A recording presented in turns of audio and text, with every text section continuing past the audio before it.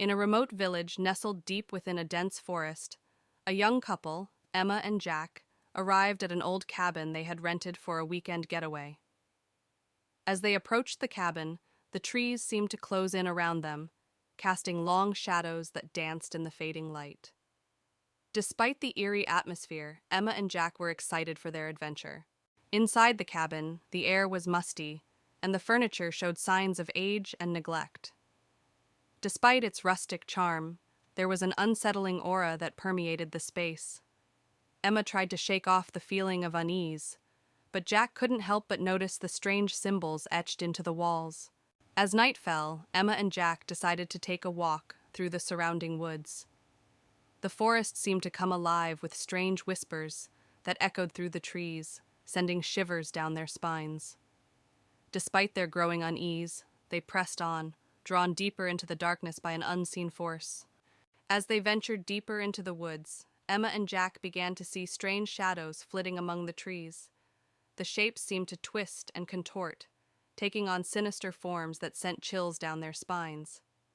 Jack suggested they turn back, but Emma's curiosity got the better of her, and they pressed on. As they walked, the trees seemed to close in around them, their branches reaching out like grasping fingers. Emma's heart raced as she felt a growing sense of dread settle over her. Jack tried to reassure her, but even he couldn't shake the feeling that they were being watched. Suddenly they stumbled upon a clearing, and before them stood a group of ghostly figures. Their pale faces were twisted in agony, and their eyes seemed to bore into Emma and Jack's souls. Frozen with fear, they watched as the apparitions floated closer, their whispers growing louder with each passing moment. With a cry, Emma and Jack turned and ran, their hearts pounding in their chests as they fled through the forest. The ghostly figures pursued them with relentless determination, their whispers echoing in their ears. Desperate for escape, they pushed themselves to their limits, praying for a way out of the nightmare. Finally, they burst out of the woods and into the clearing where the cabin stood. Gasping for breath, they collapsed on the ground, their bodies trembling with exhaustion and fear. As the first light of dawn broke through the trees, they knew they had escaped the forest's clutches, but the memory of their terrifying ordeal would haunt them forever. Jonathan, a middle-aged man with a strained relationship with his family, receives a letter informing him of an inheritance from his late uncle. The inheritance includes a remote mansion in the countryside. Curious and financially strained, Jonathan decides to visit the mansion with his wife, Laura, and their teenage daughter, Megan. Laura looks worried. "Are you sure about this? We don't even know much about your uncle." Jonathan nods. "We need a fresh start, and maybe this place can offer that." Megan, always the adventurous one, says excitedly, "It'll be like an adventure." The family arrives at the mansion late in the afternoon. The mansion stands tall and imposing, surrounded by a dense forest. The air is thick with the scent of decay, and the atmosphere is eerily quiet. Megan shivers. This place feels off. Jonathan, trying to be positive, says, "It's just old. Let's see what's inside." Laura clutches Megan's hand. "Stay close, honey." Inside, the mansion is filled with dust and cobwebs. The furniture is covered with white sheets, and the air is musty. As they explore, Megan finds an old, ornate mirror in one of the rooms. The mirror's surface is strangely clean compared to the rest of the house. "Look at this mirror," Megan calls out. Laura touches the frame. "It's beautiful, but out of place here." Jonathan frowns. "Why is it so clean?" That night, the family tries to settle in. Jonathan and Laura fall asleep quickly, but Megan struggles. Around midnight, she hears faint whispers and feels a cold breeze. The mirror in her room begins to fog up, revealing words written from the inside. "Help us," it reads. Terrified, Megan runs to her parents' room. "Mom, Dad, there's something in the mirror." Jonathan, groggy, tries to comfort her. "It's just your imagination, Megan. Go back to sleep." The next day, the family visits the local library to learn more about the mansion. They discover that it was owned by Jonathan's uncle, who was a reclusive and eccentric man interested in the occult. Laura reads from an old newspaper. Local recluse found dead under mysterious circumstances. Mansion believed to be haunted. Jonathan sighs. "This explains a lot. We need to be careful." Megan, still shaken, adds, "What if the spirits are still here?" Back at the mansion, Jonathan discovers a hidden door in the basement. Inside, they find an old study filled with books on the occult, strange artifacts, and a large, locked chest. Laura examines a book. "He was really into dark stuff. This can't be good." Jonathan tries to open the chest, but fails. "We need to find the key. There might be answers inside." Megan points to a strange symbol on the wall. "I've seen this symbol before, in my room." That night, the hauntings escalate. Objects move on their own, and ghostly apparitions appear. Megan is dragged out of bed by an unseen force, and Laura sees a shadowy figure standing at the end of the hallway watching them. "We have to leave now," Laura screams, but the doors are locked and won't open. Jonathan grabs an old book from the study. "This book has instructions to banish the spirits. We need to perform the ritual." Desperate, the family gathers in the basement to perform the ritual. They light candles and arrange the symbols in a circle. Jonathan reads the incantation aloud, while Laura and Megan hold hands, trembling. As the ritual progresses, the house shakes, and the spirits grow more agitated. A blinding light fills the room, and the spirits are drawn into the circle, screaming. "Keep going, Jonathan!" Laura yells over the noise. With a final shout, Jonathan completes the incantation and the spirits vanish. The house falls silent. The next morning, the mansion feels different. The oppressive atmosphere is gone, and sunlight streams through the windows. The family packs up their belongings, relieved that the ordeal is over. "We should tell someone about this place," Laura says, looking back at the mansion. Jonathan nods. "Let's make sure no one else has to go through this." They drive away, leaving the mansion behind. Back home, life seems to return to normal. But one night, Megan finds the old mirror in her room, even though they left it at the mansion. Her heart races as she sees words slowly appear on the surface. "We are not done," it reads. Megan turns to see a shadowy figure standing in the corner, its eyes glowing with malevolence. She screams as the room plunges into darkness. On a chilly autumn evening, 4 college friends, Megan, Brian, Laura, and Kevin, stand before the old decrepit house at the edge of town. The house, abandoned for years, is known for its dark past. Kevin challenges the group to spend the night inside. With nervous laughter and a sense of adventure, they agree and push open the creaky gate. The front door groans as it swings open, revealing a dark, musty interior. Dust motes dance in the beams of their flashlights. The smell of mold and decay fills the air. They step inside, the floorboards creaking under their feet, and the door slams shut behind them with a deafening bang. They make their way to the living room, where an old grand piano stands covered in dust. The wallpaper is peeling, and the room is filled with antique furniture draped in white sheets.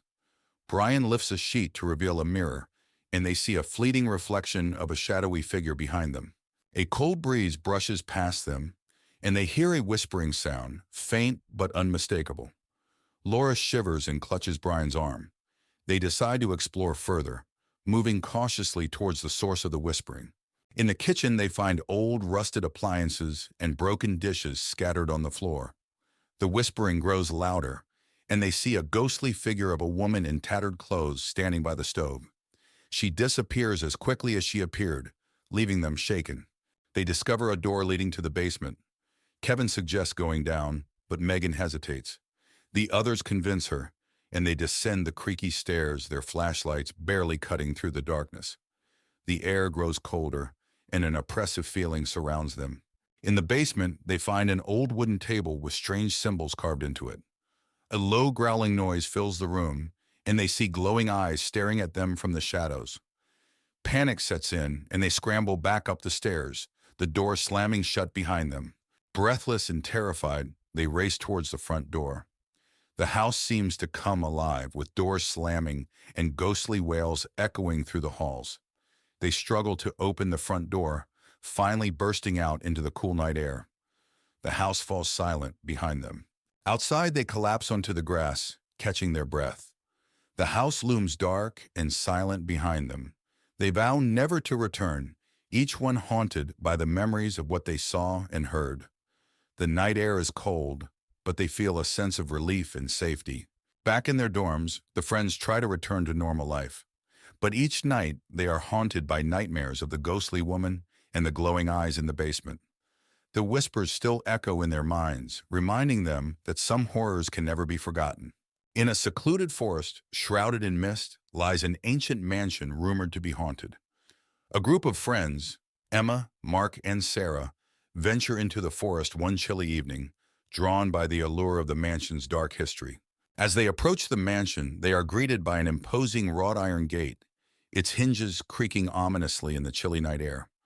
The mansion looms before them, its grandeur faded and its windows like empty eyes staring out into the darkness. Inside the mansion, the air is thick with dust and the sound of creaking floorboards echoes through the empty halls.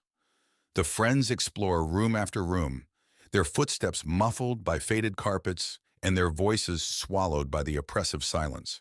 As they delve deeper into the mansion, they uncover signs of its dark past. Forgotten rooms filled with cobweb-covered furniture, secret passages hidden behind crumbling walls, and faded portraits of long-dead residents whose eyes seem to follow their every move. As night falls and shadows deepen, the mansion comes alive with strange noises and eerie whispers. The friends feel a presence lurking in the darkness, unseen but unmistakably malevolent, its icy fingers brushing against their skin like the chill of a grave. In a desperate bid to escape the mansion's grasp, the friends race through its labyrinthine halls, their hearts pounding and their breath coming in ragged gasps. But the mansion seems to have other plans, its corridors shifting and changing before their eyes, trapping them in a nightmarish maze from which there may be no escape. Cornered in the mansion's dark heart, the friends confront the malevolent force that has plagued them since their arrival. With a final desperate act of defiance, they banish the entity back into the shadows from whence it came, freeing themselves from its grasp and escaping into the night. In the heart of a dense forest stands an old mansion, its once grand facade now crumbling and overgrown with ivy. Four friends, Tom, Sarah, Emily, and Jake, arrive at the mansion one foggy evening, drawn by rumors of its haunting. The air is heavy with anticipation as they approach the imposing structure. With trepidation, the friends push open the creaking front door and step into the mansion's entryway. Cobwebs cling to the ceiling, and dust dances in the beams of their flashlights. The air is thick with a sense of foreboding as they take their first steps into the abandoned mansion. Inside the mansion, they encounter a labyrinth of hallways lined with closed doors. Each room they enter is filled with decaying remnants of the past, broken furniture, faded paintings, and tattered curtains. Strange symbols are etched into the walls, and the air is heavy with the scent of decay. As they delve deeper into the mansion, they begin to hear faint whispers that seem to echo through the halls. The whispers grow louder and more insistent, filling the air with an unsettling chorus. The friends exchange nervous glances, their hearts pounding as they try to locate the source of the haunting sounds. Suddenly, ghostly figures materialize before them, translucent apparitions with hollow eyes and outstretched hands. The ethereal beings glide through the air, their movements graceful yet unsettling. The friends watch in horror as the spirits draw closer, their presence filling the mansion with a chilling aura. With adrenaline driving them, the friends turn and flee from the mansion, their hearts pounding with terror. They race through the dark corridors, their breath ragged and their footsteps echoing off the walls. Behind them, the ghostly spirits follow, their unearthly wails growing fainter as the friends struggle to escape. Exhausted and trembling, the friends burst through the door of the mansion, their minds reeling from the horrors they've witnessed. They collapse on the ground outside, their bodies shaking with adrenaline and fear. As the mist begins to dissipate, they share a silent vow never to return to the mansion's shadowed halls. Blackwood Manor had always been a place of dark legends in the town of Ravenwood. On a foggy evening, Jack, a determined historian, arrived to uncover the truth about the mysterious disappearances linked to the mansion. He parked his car at the entrance, feeling a mixture of excitement and fear. The fog rolled in thick waves, almost swallowing the mansion whole. Jack pushed open the heavy wooden door, which creaked loudly. Inside, the mansion was dark and cold. Dust covered every surface and cobwebs hung from the ceiling. He turned on his flashlight, revealing a grand but neglected foyer. His footsteps echoed ominously as he walked down the main hallway, the air thick with a sense of abandonment. As Jack explored, he felt a sudden chill. He turned and saw a shadowy figure at the end of the hallway. It vanished as quickly as it appeared, leaving him questioning his sanity. Determined, he continued to the library, where he hoped to find records about the mansion's dark past. In the library, Jack found rows of old, dusty books. As he searched through them, he heard whispers and the sound of pages turning on their own. He discovered an old diary belonging to the mansion's original owner, Thomas Blackwood. The entry spoke of dark rituals and a curse placed on the house. Jack's exploration led him to a room filled with mirrors. As he walked through, his reflection seemed to move on its own, eyes following him with an unsettling intensity. One mirror in particular drew his attention. In it, he saw the ghostly figure of a woman crying, her eyes pleading for help. He reached out, but the image disappeared. Jack discovered a hidden door behind a tattered curtain in the study. He descended the creaky stairs into a dark basement. The room was filled with strange symbols painted on the walls and old dusty books on a table.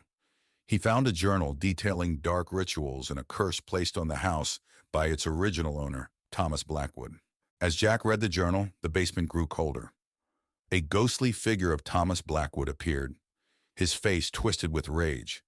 He pointed at Jack and screamed, "You should not have come here." The walls shook, and the air filled with a chilling wind. Jack knew he had to leave immediately. Jack bolted up the stairs, the spirit's screams echoing behind him. He raced through the mansion, the walls seeming to close in on him. He burst through the front door and into the night, gasping for breath. The house stood silent and still, but he could feel the weight of its curse pressing down on him. Back in his apartment, Jack reviewed the photos and notes he had taken. The evidence of the haunting was undeniable. He wrote his article revealing the dark history of Blackwood Manor. As he finished, he felt a cold draft and heard Thomas's voice whisper, "You cannot escape the curse." He knew the haunting was far from over. As the sun sets behind the distant mountains, a weary traveler pulls up to the entrance of an old rundown hotel. The building looms ominously against the darkening sky, its windows boarded up and its paint peeling. Ignoring the sense of foreboding that tugs at their mind, the traveler steps out of the car, their footsteps echoing on the cracked pavement. Inside the hotel, the traveler is greeted by the receptionist, a gaunt, pale figure with hollow eyes and a forced smile. They hand over their ID and credit card, trying to ignore the sinking feeling in their stomach as the receptionist hands them a rusty key and points them towards the stairs. With a nervous glance around the lobby, the traveler heads off to find their room. As the traveler makes their way down the dimly lit hallway towards their room, they can't shake the feeling of being watched. The floorboards creak beneath their feet, and shadows dance along the walls, twisting and writhing as if alive. They quicken their pace, their heart pounding in their chest as they reach their destination. As the traveler settles into their room, they're startled by a sudden chill that fills the air. They turn to see a ghostly figure standing in the corner, a woman dressed in Victorian-era clothing, her eyes hollow and her expression mournful. The traveler's blood runs cold as they realize they're not alone in the room. As the night wears on, the hotel comes alive with paranormal activity. Doors slam shut on their own, lights flicker and dim, and strange noises echo through the hallways.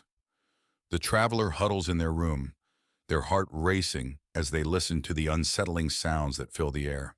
In the dead of night, the traveler is awoken by a sudden chill that fills the room. They sit up in bed, their eyes wide with fear as they realize they're not alone. Standing at the foot of the bed is the ghostly apparition from before, her eyes fixed on the traveler with an intensity that sends shivers down their spine. With adrenaline coursing through their veins, the traveler makes a desperate bid for escape. They leap out of bed and race towards the door, their heart pounding in their chest as they flee down the haunted hallways. Behind them, they can hear the ghostly apparition's mournful wail, urging them to stay. As the traveler bursts out into the cool night air, they're greeted by the first light of dawn breaking over the horizon. They pause for a moment, their breath coming in ragged gasps as they take in the beauty of the sunrise.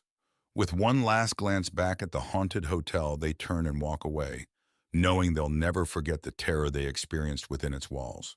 As dusk settles over the sleepy town, a car pulls up to the edge of Willow Lake, its waters shrouded in mist. Inside are four friends, Emma, Jake, Lily, and Max, seeking a weekend getaway at a lakeside cabin. The air is cool and still, and the only sound is the gentle lapping of water against the shore. The friends arrive at the lakeside cabin, a rustic wooden structure perched on the edge of the water. The moonlight reflects off the lake's surface, casting a shimmering path to the cabin's door. Excitement fills the air as they unload their belongings, eager to relax and unwind in the secluded setting. As night falls, the friends gather around a crackling fire outside the cabin, sharing stories and laughter. But as the hour grows late, a chill wind sweeps in from the lake, and a sense of unease settles over the group. Shadows dance among the trees, and the distant sound of a loon's call sends shivers down their spines. Suddenly, a thick fog rolls in from the lake, engulfing the cabin in a blanket of white. Visibility drops to almost nothing, and the friends find themselves disoriented and afraid. Strange shapes loom in the mist, and the sound of footsteps echoes through the fog. As the fog thickens, the friends begin to hear faint whispers that seem to emanate from the darkness itself. The whispers grow louder and more insistent, filling the air with an eerie chorus. The friends exchange nervous glances, their hearts pounding in their chests as they try to make sense of the haunting sounds. Suddenly, ghostly figures materialize in the fog, a spectral procession of ethereal beings with hollow eyes and outstretched hands. Their ghostly forms glide through the mist, their movements graceful yet haunting. The friends watch in horror as the spirits draw closer, their presence filling the night with dread. With a collective cry, the friends turn and flee from the cabin, their hearts pounding with terror. They race through the thick fog, branches clawing at their skin and roots tripping them up. Behind them, the ghostly spirits follow, their wails growing fainter as the friends struggle to escape. Exhausted and trembling, the friends emerge from the fog, their minds reeling from the horrors they've witnessed. They collapse on the shore of Willow Lake, their bodies shaking with adrenaline and fear. As the first light of dawn breaks through the mist, they share a solemn vow never to return to the haunted cabin by the lake. On a chilly autumn evening, four friends, Emily, Jack, Olivia, and Michael, gather around a campfire near Willow Creek.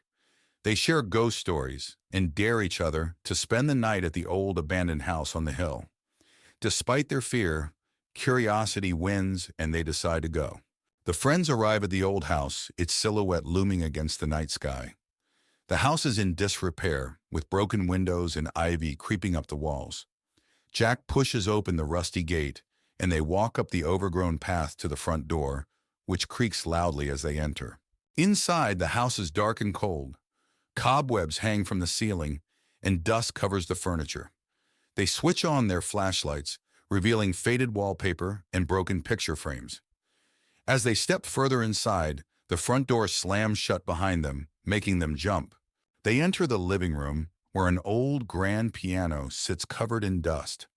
Emily notices a family portrait on the wall, the face is scratched out. Suddenly, the piano keys play a haunting tune on their own. The friends back away, their hearts pounding. They move to the kitchen where rusted appliances and broken dishes are scattered. The air is colder here. Olivia opens a cupboard and a pair of ghostly eyes stare back at her. She screams and the cupboard door slams shut on its own. The friends huddle together, terrified. They find a door leading to the basement. Michael suggests going down, but Emily hesitates. The others convince her, and they descend the creaky wooden stairs. The basement is pitch dark and damp. Their flashlights reveal old furniture and strange symbols on the walls. In the basement, they find an old table with a Ouija board. Suddenly, the planchette moves on its own, spelling out, "Leave now." A low growl echoes through the room, and they see a shadowy figure with glowing red eyes. Panicked, they rush back up the stairs, tripping over each other in their haste. Desperate to leave, they race towards the front door. The house seems to come alive, with doors slamming and ghostly wails echoing through the halls. They struggle to open the front door, finally breaking it open and escaping into the night. The house falls silent behind them. Outside, they collapse onto the grass, gasping for breath. The house looms dark and silent behind them. They vow never to return, each one haunted by the night's events. The night is cold, but they feel a sense of relief and safety as they walk away. Back at their homes, they try to return to normal life. But each night, they are haunted by nightmares of the glowing red eyes and the whispers in the dark. The memory of that night stays with them, a constant reminder of the terror they faced. Ravenwood Manor stands tall amidst the encroaching darkness, its imposing silhouette cutting a stark figure against the dimming sky. The Gothic architecture is veiled in shadows, with ivy snaking its way up the weathered walls like grasping fingers. A sense of foreboding hangs heavy in the air, hinting at the secrets that lie within. The gardens of Ravenwood Manor lie in disarray, their once manicured lawns now overrun with tangled foliage and gnarled trees. Moonlight filters through the twisted branches, casting eerie silhouettes upon the overgrown vegetation and adding to the unsettling atmosphere that permeates the grounds. The iron gates of Ravenwood Manor loom imposingly in the darkness, their once intricate designs now obscured by rust and neglect. Moonlight glints off the metal bars, casting eerie patterns upon the ground below and lending an air of desolation to the entrance of the estate. Inside Ravenwood Manor, the grand foyer is illuminated by flickering candlelight, casting long shadows across the marble floor. Dust motes dance in the air, stirred by a silence so profound it feels almost tangible, as if the very walls are holding their breath in anticipation of what is to come. In the dining hall of Ravenwood Manor, a long table is set for a macabre feast, its once opulent setting now shrouded in decay. Cobwebs hang from the chandeliers like tattered curtains, and the air is heavy with the musty scent of neglect, a grim reminder of the mansion's former glory days. Within Ravenwood Manor's library, dusty shelves groan under the weight of forgotten knowledge. Moonlight filters through stained glass windows, casting colorful patterns upon the worn carpet. The air is thick with the smell of aging paper and the secrets contained within the ancient tomes that line the walls. In the ballroom of Ravenwood Manor, a grand chandelier hangs from the ceiling, its once glistening crystals now dull and lifeless. Moonlight filters through broken windows, casting eerie shadows upon the cracked dance floor. The room echoes with the ghostly laughter of revelries long past, a haunting reminder of the mansion's former glory. Within the study of Ravenwood Manor, dusty books and forgotten artifacts clutter every available surface. A single candle flickers on the desk, its feeble light casting eerie shadows upon the walls. Ghostly figures seem to dance in the darkness, their presence felt but never seen, adding to the sense of unease that permeates the room. In the bedroom of Ravenwood Manor, a canopy bed stands like a relic of a bygone era, its once luxurious linens now covered in dust and cobwebs. Moonlight filters through cracked windows, casting eerie shadows upon the peeling wallpaper. The room is frozen in time, a silent witness to the horrors that haunt its halls. As dawn breaks over Ravenwood Manor, the backyard is bathed in the soft light of a new day. The full extent of its decay is revealed in the morning light as mist rises from the damp earth and shrouds the crumbling structures in an ethereal glow. The horrors of the night retreat with the darkness, but the memory of their presence lingers like a shadow upon the land. Michael, a man in his late 30s, receives a surprising letter. His great-uncle, whom he barely knew, has passed away, leaving him an old manor in the remote countryside. Intrigued and financially struggling, Michael decides to visit the manor with his wife, Sarah, and their teenage daughter, Emily. Michael reads the letter aloud. It says we have inherited an estate. Sarah looks at him skeptically. Are you sure this is a good idea? Michael nods. We could use a fresh start. Besides, what harm could it do? Emily, always up for an adventure, adds, It sounds exciting. Let's go. The family arrives at the manor in the late afternoon. The mansion is grand but clearly neglected, surrounded by overgrown gardens and tall, dense trees. The sky is overcast, casting a gloomy shadow over the scene. Emily shivers. This place gives me the creeps. Michael tries to be optimistic. It's just old. We can fix it up.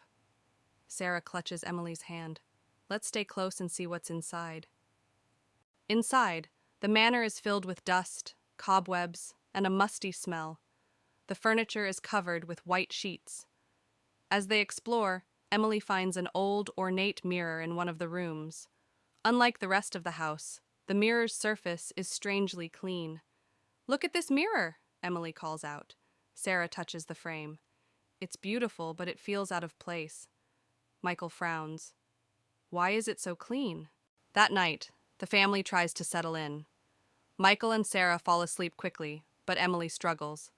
Around midnight, she hears faint whispers and feels a cold breeze. The mirror in her room begins to fog up, revealing words written from the inside. "Help us," it reads. Terrified, Emily runs to her parents' room. "Mom, Dad, there's something in the mirror." Michael, groggy, tries to comfort her. "It's just your imagination, Emily. Go back to sleep." The next day, the family visits the local library to learn more about the manor. They discover that it was owned by Michael's great-uncle, a reclusive man with a dark interest in the occult. Sarah reads from an old newspaper. "Local recluse found dead under mysterious circumstances. Manor believed to be haunted." Michael sighs. "This explains a lot. We need to be careful." Emily, still shaken, adds, "What if the spirits are still here?" Back at the manor, Michael discovers a hidden door in the basement. Inside, they find an old study filled with books on the occult, strange artifacts, and a large locked chest. Sarah examines a book. "He was into dark stuff. This can't be good." Michael tries to open the chest, but fails. "We need to find the key. There might be answers inside." Emily points to a strange symbol on the wall. "I've seen this symbol before, in my room." That night, the hauntings escalate. Objects move on their own, and ghostly apparitions appear. Emily is dragged out of bed by an unseen force, and Sarah sees a shadowy figure standing at the end of the hallway, watching them. "We have to leave now," Sarah screams, but the doors are locked and won't open. Michael grabs an old book from the study. This book has instructions to banish the spirits. We need to perform the ritual. Desperate, the family gathers in the basement to perform the ritual. They light candles and arrange the symbols in a circle. Michael reads the incantation aloud, while Sarah and Emily hold hands, trembling. As the ritual progresses, the house shakes, and the spirits grow more agitated. A blinding light fills the room, and the spirits are drawn into the circle, screaming. "Keep going, Michael!" Sarah yells over the noise. With a final shout, Michael completes the incantation, and the spirits vanish. The house falls silent. The next morning, the manor feels different. The oppressive atmosphere is gone, and sunlight streams through the windows. The family packs up their belongings, relieved that the ordeal is over. "We should tell someone about this place," Sarah says, looking back at the manor. Michael nods. "Let's make sure no one else has to go through this." They drive away, leaving the manor behind. Back home, life seems to return to normal. But one night, Emily finds the old mirror in her room, even though they left it at the manor. Her heart races as she sees words slowly appear on the surface. "We are not done," it reads. Emily turns to see a shadowy figure standing in the corner, its eyes glowing with malevolence. She screams as the room plunges into darkness. In the heart of a dense forest stood an old, forgotten asylum. It had been abandoned for decades, its history buried under layers of dust and overgrown vines. The locals believed it was cursed, and no one dared to go near it. However, a group of 4 friends, Jake, Lisa, Ben, and Sarah, decided to explore it after hearing the eerie tales. "Are we really doing this, when Lisa asked, her voice trembling with excitement and fear. "Of course," Jake replied, leading the way. "It's just an old building." As they approached the asylum, the air grew colder, and an unsettling silence surrounded them. Inside, the asylum was even more ominous. The walls were lined with peeling paint, and the floor was covered in debris. The air was thick with the smell of mold and decay. "This place gives me the creeps," Ben said, his flashlight illuminating the dark corridors. "Just stick together," Jake said, trying to sound brave. "We'll be fine." As they moved deeper into the asylum, they heard faint whispers and distant footsteps, though they were the only ones there. Or so they thought. While exploring a particularly dark hallway, Lisa suddenly screamed. "Did you see that?" She pointed towards a shadowy figure that disappeared around the corner. "What did you see?" Jake asked, rushing to her side. "A person, or something that looked like one," Lisa replied, shaking. "Let's check it out," Ben suggested, though his voice was shaky. They cautiously followed, but the figure was gone. Instead, they found an old, rusted wheelchair with fresh scratch marks on the floor. In one of the rooms, they found old patient records and disturbing photos. The files detailed horrific experiments conducted on the patients. "This is sick," Sarah said, flipping through the documents. "No wonder this place is abandoned." Suddenly, the door slammed shut behind them. The friends rushed to open it, but it was stuck. The room grew colder, and they heard a low, guttural growl. "We need to get out of here," Jake said, panic setting in. They managed to pry the door open and fled down the corridor. The whispers grew louder, and they could feel a presence following them. Sarah looked back and saw shadowy figures closing in. "Run!" she screamed. They raced through the maze-like hallways, trying to find an exit. The spirits of the asylum's past residents seemed to be everywhere, their wails echoing through the walls.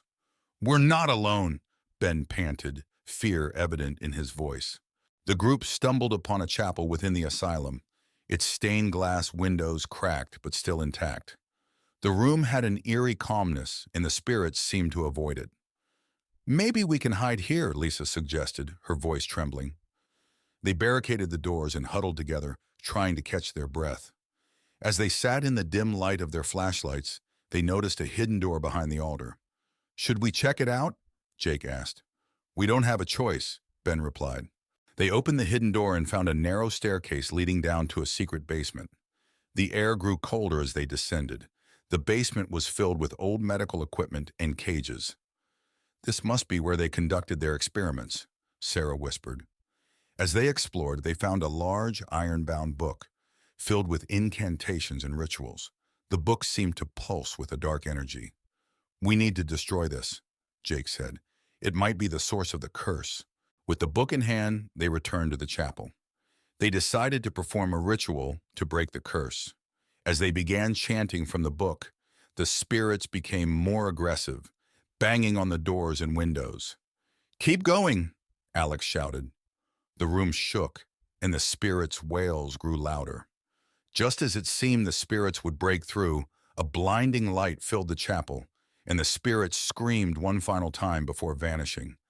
"It's over," Emily whispered, dropping the book. The spirits gone, the friends made their way out of the asylum. The building seemed less menacing now, the air lighter. "We made it," Lisa said, relief evident in her voice. As they reached the forest edge, they turned back to see the asylum one last time. It stood silently, as if the horrors within had finally been laid to rest. "We should go," Ben said, "and never speak of this place again." Back in town, life slowly returned to normal. The friends promised each other to never speak of the asylum again. However, the memories of that night lingered. A few weeks later, Sarah received a package. Inside was another iron-bound book, similar to the one they had destroyed. Attached was a note, "For your collection." Her heart raced as she realized the curse might not be broken after all. On a dark, stormy night, 4 friends, Tom, Sarah, Mike, and Emma, stood at the gates of Blackwood Manor. The old house was rumored to be haunted, but they were determined to spend the night there as a dare. They pushed open the heavy front door, which groaned loudly. Inside, the house was dark and filled with dust. Old furniture covered in white sheets and cobwebs in every corner made the place look abandoned and eerie. In the living room, they saw a grand piano in the corner and a large broken chandelier hanging from the ceiling. Suddenly, the piano played a single, eerie note, causing everyone to jump in fright. They decided to explore the upstairs. The wooden stairs creaked under their weight. At the top, they found a long hallway with several closed doors. A cold breeze made them shiver, and they heard faint whispering. They opened one door and found a room filled with old, dusty toys. The air was freezing, and a rocking chair in the corner started moving by itself. They heard a child's laughter echoing around them. Panicking, they ran downstairs and found a door leading to the basement. Despite their fear, they decided to investigate. The basement was even colder and darker. They found strange symbols on the walls and old, broken furniture. In the basement, they heard footsteps behind them. Turning around, they saw the ghostly figure of a woman in a tattered dress. She stared at them with hollow eyes and whispered, "Leave this place." Screaming, they ran up the stairs and out of the house. The door slammed shut behind them, and they could still hear the ghostly whispers. They vowed never to return to Blackwood Manor. Back at home, the friends sat together, still shaken by their experience. They knew they had encountered something truly terrifying, and agreed to never speak of it again.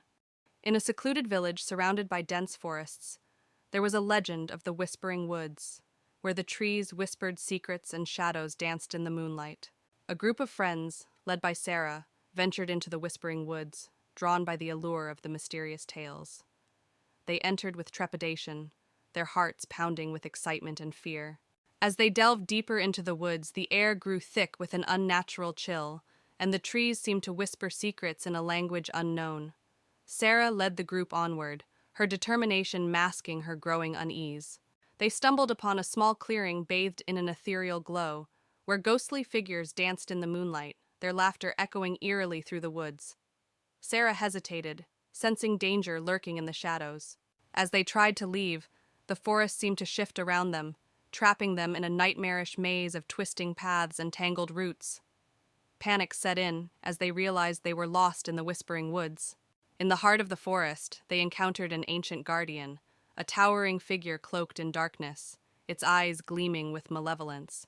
Sarah knew they had trespassed into a realm beyond their understanding. With courage born of desperation, Sarah and her friends made a final dash for freedom, racing through the twisting paths as the guardian's laughter echoed behind them. At last, they emerged from the Whispering Woods, shaken but alive. Lily moves into a small apartment in an old building. It's her first time living alone, and she's excited. As she unpacks, she finds an old, ornate key hidden in a drawer. Curious, she sets it aside, thinking it might open a secret compartment somewhere in the apartment. That night, as Lily is about to fall asleep, she hears faint whispers and soft footsteps. She dismisses it as noise from her neighbors. However, the noises persist, growing louder and more distinct each night. Determined to find the source of the noises, Lily starts searching the apartment. She discovers a small hidden door behind a large cabinet. The old key fits perfectly, and she opens the door to reveal a dusty, forgotten room filled with old furniture and a large, cracked mirror. Lily cleans the mirror, hoping it might give a clue about the room's history. As she wipes away the dust, she sees a shadowy figure move behind her in the reflection. She turns around quickly, but the room is empty. Among the old furniture, Lily finds a dusty diary. It belonged to a woman named Eleanor, who lived in the apartment long ago. The diary details Eleanor's descent into madness, tormented by unseen forces. Her last entry is a plea for help, fearing she would be taken by the spirits. That night, Lily sees Eleanor's ghost in the mirror, mouthing the words, "Help me." Terrified, Lily backs away, but the ghost steps out of the mirror, reaching out to her. The air grows cold, and the room is filled with Eleanor's anguished cries. Panicked, Lily contacts a local paranormal investigator. The investigator tells her that Eleanor's spirit is trapped and needs to be freed to find peace. They prepare to perform a ritual to release Eleanor's spirit. Lily and the investigator set up candles around the mirror and read from Eleanor's diary. The room grows colder, and Eleanor's ghost appears. As they complete the ritual, Eleanor's ghost slowly fades, mouthing, "Thank you." With the ritual complete, the apartment feels lighter. The strange noises stop, and Lily finally feels at peace. She decides to keep the mirror as a reminder of Eleanor and the mystery she helped solve. Months later, Lily enjoys her now peaceful home. She often thinks about Eleanor and is grateful for the experience that brought her a deeper understanding of the past.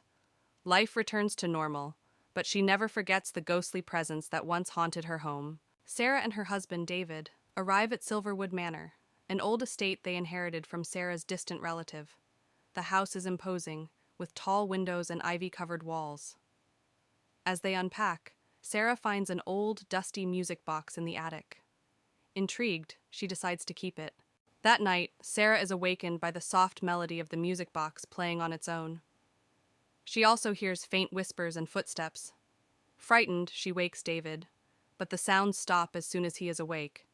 They both dismiss it as the house settling. The next day, Sarah and David find an old journal hidden in a secret compartment of the music box. It belonged to a girl named Eliza who lived in the house a century ago. The journal entries describe Eliza's fear of a dark presence in the house. That night, the whispers and footsteps return, louder and more menacing. Sarah sees a shadowy figure at the foot of her bed. The figure reaches out to her, and she screams, waking David. The figure vanishes, but the air remains cold and heavy. Desperate for answers, Sarah and David contact a local historian. The historian tells them about Eliza's tragic story.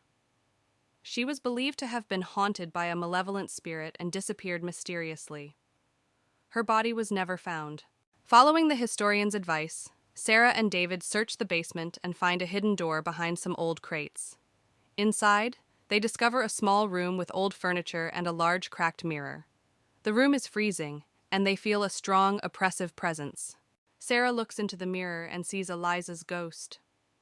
Eliza silently pleads for help, showing Sarah visions of her past and how the malevolent spirit trapped her in the hidden room.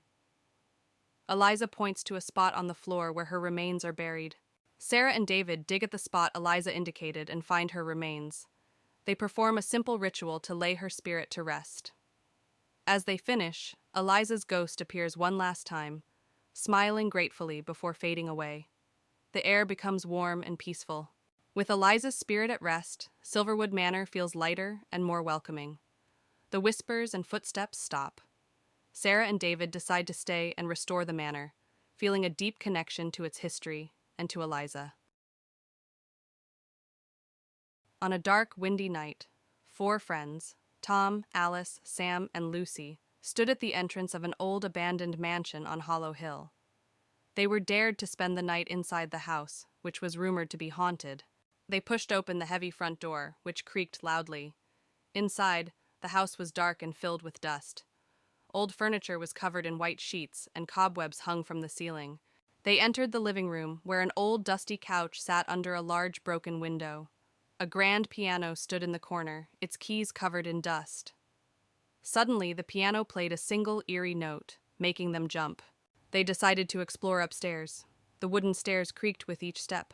At the top, they found a long hallway with several closed doors. A cold breeze made them shiver as they heard a faint whispering sound. They opened one of the doors and found a room with old children's toys scattered on the floor. The air was freezing, and the rocking chair in the corner started to move on its own. They heard a child's laughter echoing around them. Panicked, they ran downstairs and found a door leading to the basement. Despite their fear, they decided to investigate. The basement was colder and darker, with a damp smell. They found strange symbols on the walls. In the basement, they heard footsteps behind them. Turning around, they saw the ghostly figure of a woman in a tattered dress. She looked at them with hollow eyes and whispered, "Leave this place." Screaming, they ran up the stairs and out of the house. The door slammed shut behind them, and they could still hear the ghostly whispers. They vowed never to return to Hollow Hill. Back at home, the friends sat together, still shaken by their experience. They knew they had encountered something truly terrifying and agreed to never speak of it again. An old abandoned cabin stands alone in the heart of a dense forest. The wooden walls are rotting, and the windows are broken, giving the place a forlorn look. Tall, menacing trees surround the cabin, their long shadows stretching as the sun begins to set. Inside the cabin, the living room is a relic of the past, covered in dust and cobwebs. An old moth-eaten sofa sits in the center of the room, facing a fireplace with burnt logs.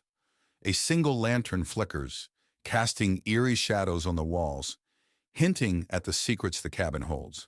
The kitchen is in complete disrepair, with broken cabinets and rusted appliances. Moonlight filters through a cracked window, casting a pale glow on an old blood-stained knife lying on the counter.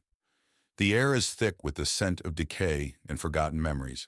A narrow path winds through the dark forest, with twisted tree branches reaching out like skeletal hands. The ground is littered with fallen leaves, and an eerie mist rises from the forest floor, adding to the sense of unease that hangs in the air. In a clearing deep within the forest, the full moon illuminates an ancient stone altar. The altar is covered in moss and vines, and strange symbols are carved into the stone, glowing faintly in the moonlight. The air is thick with an otherworldly presence, making the skin crawl. A dark, fast-flowing river cuts through the forest, its black waters reflecting the moonlight. A rickety wooden bridge spans the river, creaking ominously with each gust of wind. The sound of the rushing water adds to the sense of isolation and dread. The basement of the cabin is dark and damp, with stone walls covered in moss. Rusted chains hang from the ceiling, swaying slightly in the draft. The floor is littered with broken bottles and old bones, remnants of a sinister past. A hidden room in the basement, revealed by a secret door, is filled with ancient books and strange artifacts. A large, dusty mirror dominates the room, reflecting an eerie glow. The air is thick with the scent of old parchment and something darker, more malevolent. As dawn breaks, the edge of the forest is bathed in a soft, golden light. The shadows recede, revealing the cabin in the distance. Birds begin to sing, their cheerful notes bringing a sense of normalcy back to the eerie setting, but the haunting memories of the night linger. In the morning light, the abandoned cabin appears less menacing, but still forlorn. The broken windows and overgrown yard are clearly visible, and a sense of unease still lingers in the air. The events of the night have left their mark, a reminder that some secrets are best left undisturbed. Emma and Ryan, a young couple seeking adventure, venture into the dense woods surrounding their town. The trees loom tall, their branches reaching out like skeletal fingers. A sense of foreboding fills the air as they tread deeper into the unknown. As dusk falls, Emma and Ryan realize they've lost their way. Panic sets in as the shadows lengthen, obscuring the path ahead. Strange sounds echo through the trees, a rustling of leaves, the distant cry of an unknown creature. They quicken their pace, desperate to find their way back. In their search for shelter, Emma and Ryan stumble upon an old, dilapidated cabin hidden deep within the woods. The structure stands ominously, its windows shattered and doors creaking in the wind. Despite their reservations, they have no choice but to seek refuge within its decaying walls. As night falls, Emma and Ryan huddle together inside the cabin, seeking solace in the flickering light of a single lantern. But the darkness outside seems to seep in through the cracks, accompanied by soft whispers that echo through the stillness.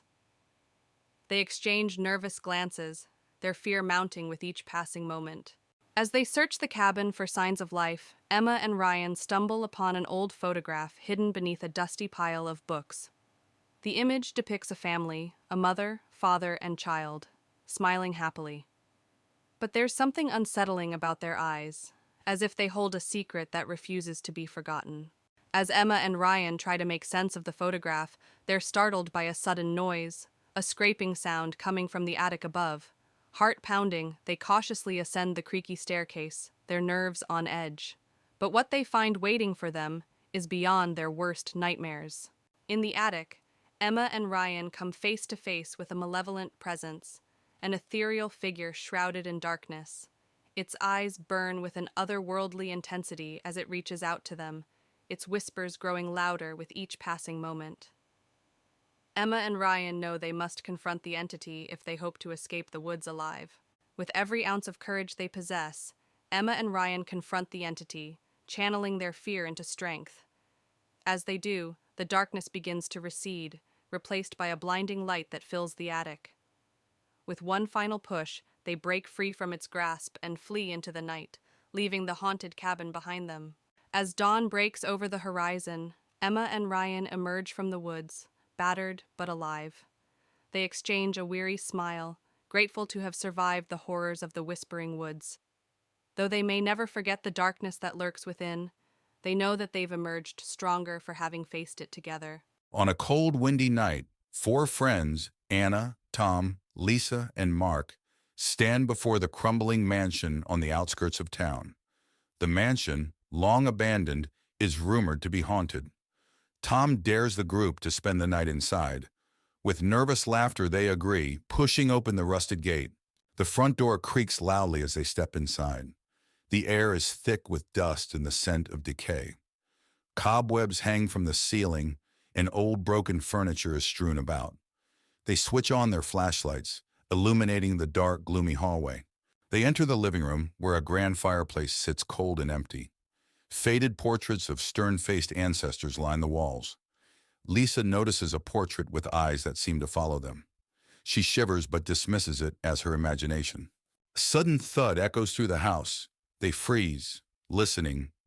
Mark suggests it's just the house settling, but Anna isn't so sure. They decide to check it out, moving cautiously towards the source of the noise. They find a hidden door behind a dusty curtain. It creaks open to reveal a small, cluttered room filled with old books and strange artifacts. A single candle flickers on a table, though no one has been here for years. As they examine the room, a ghostly figure appears, hovering near the candle. It's a woman in an old-fashioned dress, her eyes filled with sorrow. She reaches out to them, her mouth moving as if speaking, but no sound comes out. The friends back away in terror. Anna bravely steps forward, trying to communicate with the apparition. The ghost points to a diary on the table. Anna opens it and begins to read aloud. The diary reveals the tragic story of the woman who was wrongfully accused of witchcraft and died in the mansion. As Anna reads, the house begins to shake. Objects fly off the shelves, and the ghostly woman lets out a silent scream. The friends realize they need to leave immediately. They rush out of the room and down the hallway, the mansion seemingly coming alive around them. They burst through the front door and race to the gate.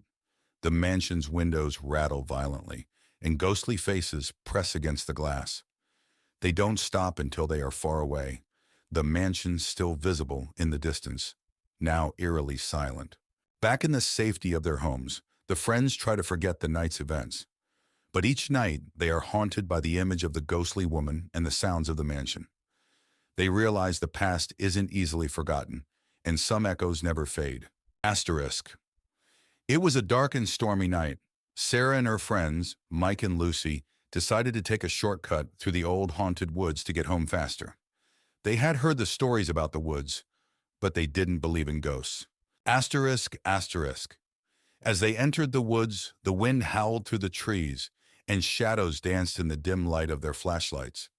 The path was narrow and overgrown, making it difficult to walk. Suddenly, they heard a strange noise coming from the darkness. It sounded like whispering, but they couldn't understand the words. Sarah suggested they keep moving, but Mike wanted to check it out. They came across an old abandoned cabin. The windows were broken, and the door hung loosely on its hinges. Lucy felt a chill run down her spine as they approached it. Inside the cabin, the air was cold and damp. Cobwebs covered the corners, and the floor creaked with every step. They found old furniture and strange symbols carved into the walls. Just as they were about to leave, a ghostly apparition appeared in front of them. It was a woman dressed in old-fashioned clothes with a sorrowful expression. She whispered, "Leave this place." Just as they were about to leave, a ghostly apparition appeared in front of them. It was a woman dressed in old-fashioned clothes with a sorrowful expression. She whispered, "Leave this place." Terrified, they ran out of the cabin and back into the woods. The ghostly woman seemed to follow them, her whispers growing louder and more desperate. They could feel her cold presence right behind them. In their panic, they lost the path and found themselves deeper in the woods. The trees seemed to close in on them, and the whispers of the ghostly woman echoed around them. Just when they thought they were lost forever, they saw a faint light in the distance. They followed it and found themselves at the edge of the woods, the ghostly whispers fading away. They finally made it out of the woods, panting and scared, but safe. They vowed never to take that shortcut again and hurried home, the haunting experience etched in their memories forever. The sun was setting as Emily, a young journalist, arrived at Ravenswood Manor. She had heard rumors of the haunted mansion and wanted to investigate for her next big story. The old, decaying building stood at the edge of the town, surrounded by overgrown trees. As she approached the iron gates, a sense of dread washed over her. Emily pushed open the heavy wooden door, which creaked loudly. Inside, the mansion was dark and cold. Dust covered the floor and cobwebs hung from the ceiling. She turned on her flashlight, revealing a grand but neglected interior. Her footsteps echoed ominously as she walked down the main hallway. In the dim light, Emily noticed portraits lining the walls. The eyes in the paintings seemed to follow her every move, making her uneasy. Suddenly, she heard a faint whisper, like someone calling her name. She turned around quickly, but there was no one there. Her heart began to race. Emily entered the music room, where an old piano stood covered in dust. As she approached, she heard a soft, haunting melody. The keys were moving on their own, playing a melancholic tune. The room grew colder, and Emily felt an unseen presence watching her. In the library, Emily found a hidden door behind a bookcase. Inside, she discovered a small room filled with strange artifacts and an old leather-bound journal. She opened the journal and read about dark rituals and a curse placed on the mansion. The final entry warned of a vengeful spirit trapped within the house. As Emily read the journal, the temperature dropped sharply. She heard footsteps approaching and saw a shadowy figure materialize in the doorway. The figure was a ghostly woman with a twisted expression of rage. She pointed at Emily, her voice echoing with anger. "You must leave this place!" Emily's survival instincts kicked in, and she bolted from the hidden room. She raced through the dark hallways, the spirit's angry screams echoing behind her. She reached the front door and flung it open, escaping into the night. Gasping for breath, she looked back to see the mansion standing silent and still, but she knew she had been lucky to escape with her life. Safe at home, Emily reviewed her notes and the footage she had captured. The evidence of the haunting was undeniable. She wrote her article, revealing the mansion's dark history and the vengeful spirit. As she finished, she felt a cold breeze and heard a whisper, "Thank you." She knew the spirits had found some peace. Emily, a young historian, inherited the sprawling and ancient Ravenwood Manor from her eccentric great-uncle. She, along with her friends Jack and Lucy, arrived on a cloudy afternoon. The mansion was nestled deep in the woods, its grandeur overshadowed by an eerie silence. "This place is massive," Jack remarked, his voice echoing off the stone walls. "More like massively creepy," Lucy added, shivering as they crossed the threshold. Emily clutched the heavy iron key, a sense of foreboding settling in. "Let's explore and get settled in." Inside, the manor was a labyrinth of dusty rooms, antique furniture, and forgotten relics. They marveled at the grand staircase, the chandeliers draped in cobwebs, and the eerie portraits of ancestors long gone. "This place must have so many stories," Emily said, running her fingers over an old book on a shelf. In the attic, they discovered a locked chest. After some effort, they managed to pry it open, revealing a collection of old diaries and a peculiar-looking amulet. "What's this?" Lucy asked, holding up the amulet.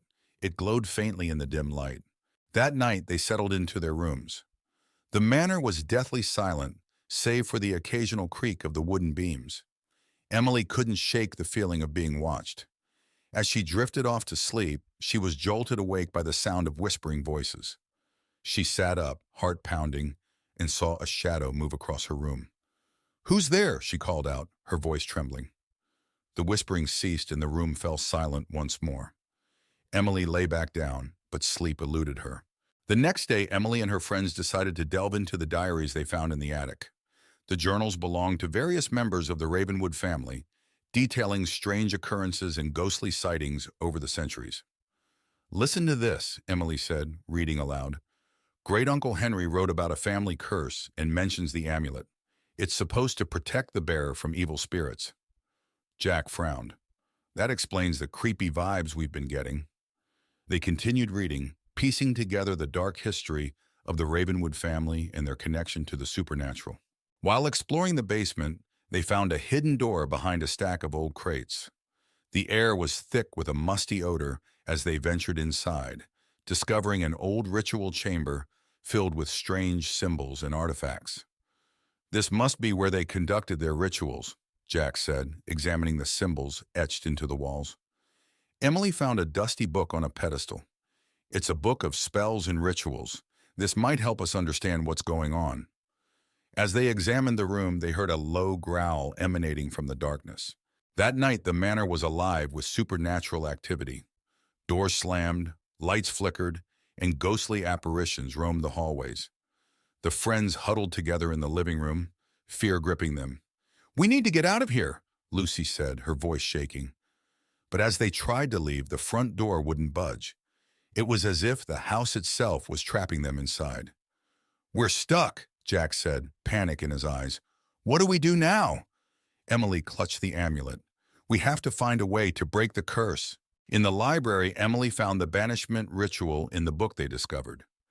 As she began to recite the incantation, the temperature dropped, and a dark, menacing figure appeared before them. You cannot banish me, it hissed, its form shifting and flickering. Emily's voice wavered, but she continued the ritual. The figure screamed in rage, its form destabilizing. Keep going, Emily, Jack urged. The figure lunged at them, but a bright light emanated from the amulet, pushing it back. Emily completed the ritual and the figure disintegrated into a cloud of dark mist. The manor fell silent, the oppressive atmosphere lifting. The ghostly apparitions vanished, and the friends breathed a sigh of relief. We did it, Lucy said, tears of relief in her eyes. As they prepared to leave, they noticed a portrait of Great Uncle Henry smiling down at them. Emily felt a sense of closure, knowing they had freed the manor from its curse. Let's get out of here, Jack said. They locked the manor and drove away, leaving the horrors of Ravenwood Manor behind. Back in their hometown, life slowly returned to normal. But Emily couldn't forget what happened. One night, she found the old amulet on her bedside table, even though she had left it at the manor. Her heart raced as she picked it up. The room grew cold, and she heard a familiar whisper. "Welcome back," a voice said behind her. Emily spun around to see the dark figure from the manor, its eyes glowing with malevolence. "You can never escape Ravenwood Manor," it said, reaching out for her. Emily screamed as the room plunged into darkness. It was a cold, rainy evening when Emily received a letter from a law firm she had never heard of. Her great-uncle, a man she had never met, had passed away and left her his mansion, Blackwood Manor. Intrigued by the unexpected inheritance, Emily decided to visit the old house with her friends, Mark, Sophie, and Daniel. "I can't believe this place is mine," Emily said as they drove up the winding road to the mansion. Blackwood Manor loomed ahead, a Gothic structure with ivy-covered walls and dark, empty windows that seemed to watch their every move. "Looks like something out of a horror movie," Daniel joked, though his eyes reflected a hint of fear. Inside, the mansion was even more imposing. High ceilings, dusty furniture, and cobwebs in every corner gave it an eerie atmosphere. They split up to explore, each drawn to different parts of the house. "Look at this place," Sophie said, her voice echoing in the grand foyer. "It's like stepping back in time." Emily found herself in the library, where she discovered old family portraits in a large leather-bound book on a pedestal. As she opened it, a chill ran down her spine. The book contained detailed accounts of strange rituals and ghostly sightings. "This is weird," she murmured, feeling an inexplicable sense of dread. That night, the friends settled into their rooms. The wind howled outside, and the mansion creaked with every gust. Emily couldn't shake the feeling of being watched. As she tried to sleep, she heard whispers and footsteps in the hallway. "Who's there?" she called out, but received no answer. Suddenly, a figure appeared at the foot of her bed. Emily screamed, waking everyone up. When they rushed into her room, the figure was gone. "It was right there," Emily insisted, trembling. "It was just a bad dream," Mark said, trying to comfort her, but his voice lacked conviction. The next day, they decided to explore the basement, hoping to uncover the source of the strange occurrences. The basement was dark and musty, filled with old furniture and boxes. In the far corner, they found a hidden door. "This place just gets creepier," Daniel said as they pried the door open. Inside was a small room filled with bizarre artifacts, jars with strange contents, ancient symbols carved into the walls, and a large, dusty mirror. "What the hell is all this?" Sophie asked, her voice shaking. "It looks like some kind of ritual room," Emily said, her unease growing. Emily felt drawn to the mirror. As she wiped away the dust, she saw not just her reflection, but another face behind her, an old woman with hollow eyes and a sinister smile. "Emily, step away from the mirror," Mark said, pulling her back. The reflection changed, showing horrific scenes of past inhabitants suffering. The room grew colder and the sense of dread intensified. "We need to get out of here," Daniel said urgently. But the door slammed shut, trapping them inside. The symbols on the walls began to glow, and the ghostly face in the mirror started to chant. Trapped in the basement, the friends tried to find a way out. The ghostly presence grew stronger, manifesting in front of them. The old woman from the mirror appeared, her eyes filled with malice. "You shouldn't have come here," she hissed. "This house is cursed." Objects began to fly around the room, and the friends huddled together, trying to protect themselves. Emily remembered the book she found in the library. "We need to perform a ritual to banish her," she shouted over the chaos. Emily and the others rushed back to the library to retrieve the book. As they read through the incantations, the mansion seemed to come alive, with doors slamming and windows shattering. "Hurry, Emily," Sophie urged. Emily recited the ritual, and the ghostly figure screamed in rage. The house shook violently, and the friends struggled to keep their balance. "By the power of light, we banish you," Emily shouted. A blinding light filled the room, and the ghost's scream reached a deafening pitch before she vanished, leaving the house silent once more. The mansion was eerily quiet after the ghost was banished. The friends cautiously explored, ensuring the spirit was truly gone. The oppressive atmosphere had lifted, and the house seemed almost peaceful. "We did it," Daniel said, relieved. "But what now?" Sophie asked. "This place still feels wrong." "We should leave," Emily decided. "This house needs to be left alone." They packed their things and left Blackwood Manor, vowing to never return. As they drove away, Emily glanced back one last time. The mansion stood silently, its dark history buried once more. Back in their town, life slowly returned to normal. The friends tried to move on, but the memories of Blackwood Manor lingered. Emily kept the book hidden away, a reminder of the horrors they faced. One night, Emily heard a familiar whispering. She turned to see the old woman from the mirror standing at the foot of her bed. "Did you really think it was over?" the ghost whispered, her voice dripping with malice. Emily screamed, and the room went dark. The nightmare was far from over. Lucy and her husband, Mark, move into an old Victorian-style house they bought at a bargain price. The house is large and filled with antique furniture. As they unpack, Lucy finds a covered portrait in the attic. She pulls off the cloth, revealing a beautiful woman with haunting eyes. She decides to hang it in the living room. That night, Lucy wakes up to strange noises, soft whispers and the sound of footsteps. She dismisses it as the house settling. When she looks at the portrait, the eyes seem to follow her. She feels a chill but convinces herself it's just her imagination. The next day, Lucy hears whispers coming from the living room. She finds Mark staring at the portrait, mesmerized. When she touches his shoulder, he snaps out of it, claiming he heard the woman in the portrait whispering his name. Lucy starts to feel uneasy about the painting. Determined to understand the painting's origins, Lucy visits the local library. She discovers that the woman in the portrait is Isabella, a former owner of the house who disappeared under mysterious circumstances. It's rumored that her spirit haunts the house. That night, the whispers grow louder, and Lucy sees a shadowy figure moving through the house.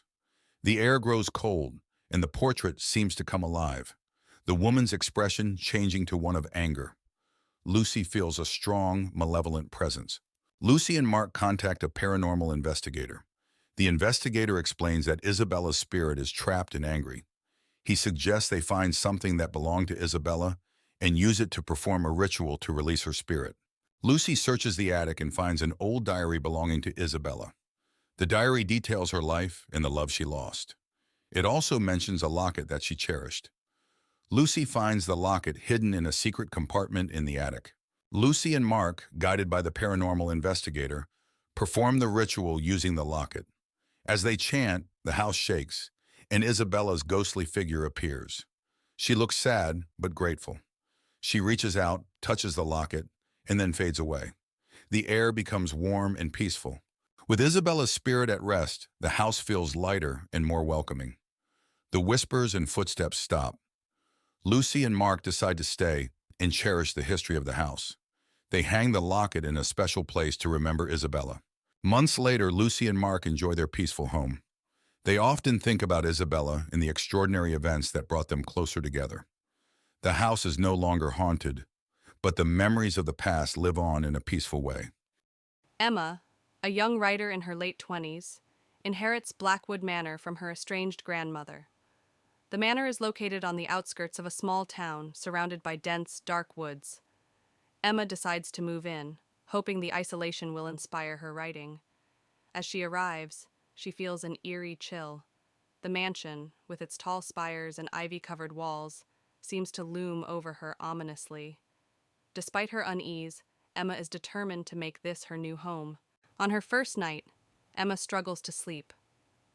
The house is filled with strange noises, the creaking of floorboards, the whisper of the wind through cracks in the windows, and distant, indistinct whispers. She hears what sounds like footsteps outside her bedroom door, but when she checks, no one is there. She returns to bed, her mind racing with unease and exhaustion. The next day, while exploring the house, Emma discovers a locked door in the attic.